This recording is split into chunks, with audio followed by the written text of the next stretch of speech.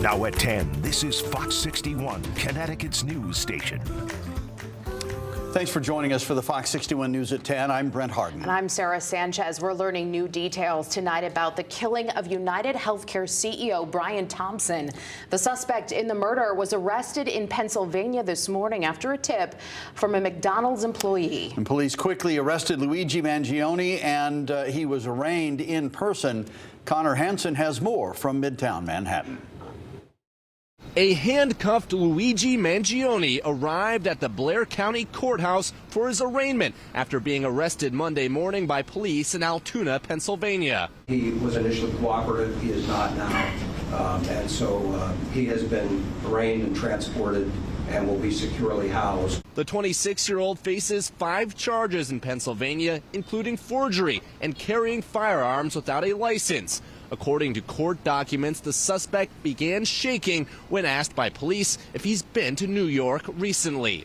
He will eventually be extradited to New York in connection with the murder of United Healthcare CEO Brian Thompson. Thompson was gunned down last Wednesday as he walked into a Midtown Manhattan hotel where he was set to speak at a conference. In America, we do not kill people in cold blood to resolve policy differences or express a viewpoint.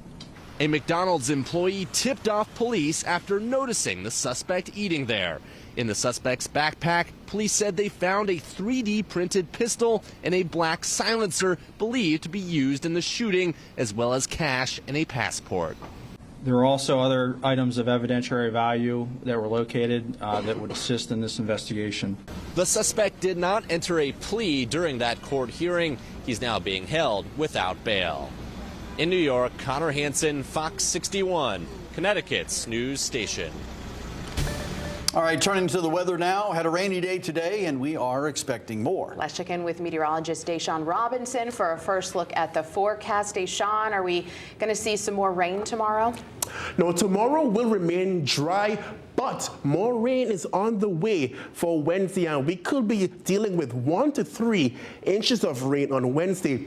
So the remainder of the night will remain cloudy with some patchy fog, potential for some heavy rain and gusty winds on Monday, and then drier and colder air moves in for the end of the week.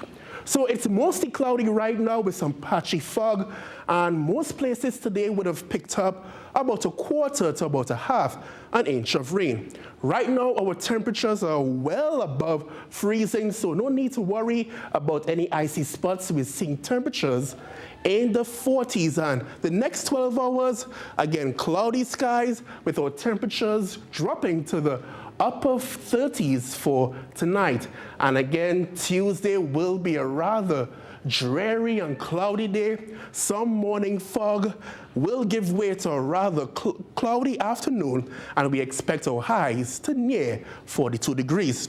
So mostly cloudy on Tuesday, and then more rain as we head into Wednesday. Coming up, I'll let you know how much rain to expect on Wednesday.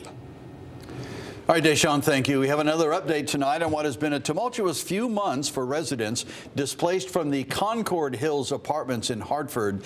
Tomorrow was set to be the day many of those displaced residents were to be pushed out of their temporary housing, but the city granted an extension to those residents to stay in their hotels through the beginning of January.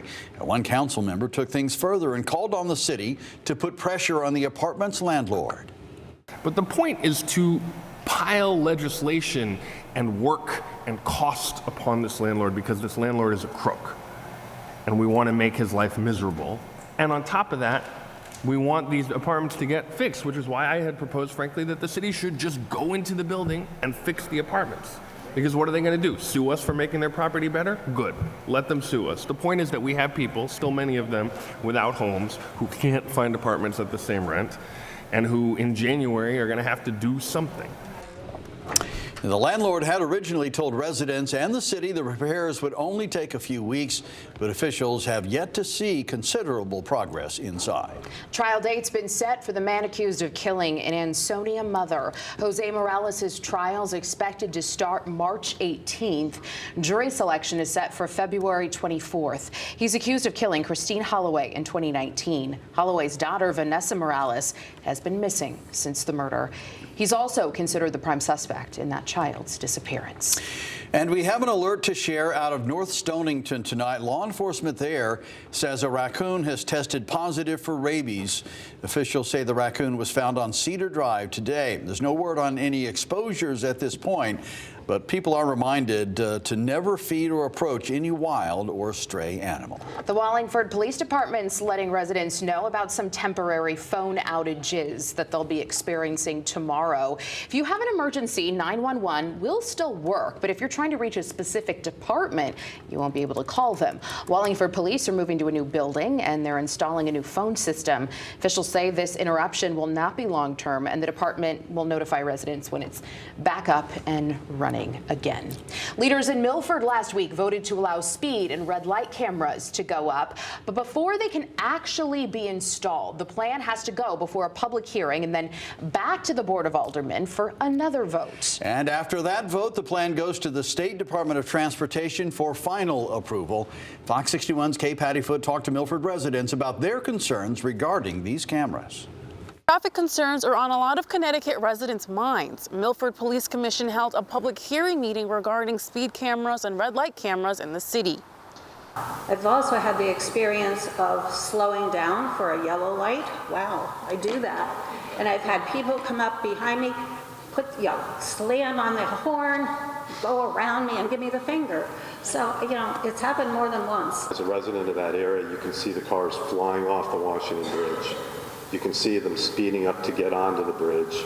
Milford residents want something done about speeding in their city. It's absolutely absurd how fast people go. That's why Milford Mayor Anthony Giannatasio wants to implement speed cameras and red light cameras around the city. This will protect pedestrians. This is going to change behavior in driving. And one of the biggest complaints as a mayor is speeding. Residents agree. They say drivers are acting like they are in the Fast and Furious movies. We have a problem.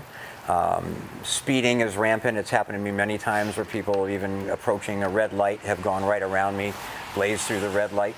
We have 4 fatalities a year on average in Milford now, which is a very small city. Their proposed cameras would be installed in school zones as well as on some residential streets where speeding is high and near the Connecticut Post Mall. Residents like Bryson Hull feel the cameras will take away from the city and has alternative ideas. Speed bumps, more traffic. Let's go with the model of the state of Maine. State of Maine used to put an empty cruiser at the start of 95. You come into the state, and it's well known. If you're from out of state, you mess around, you speed, you're going to get a ticket. Milford isn't the only city considering these cameras. Bristol and Waterbury have also had meetings about installing similar cameras. Nothing has been decided yet, but Mayor Giannatasio said these cameras will help police investigate crimes involving stolen cars. In Milford, Kay Pattyfoot, Fox 61, Connecticut's news station.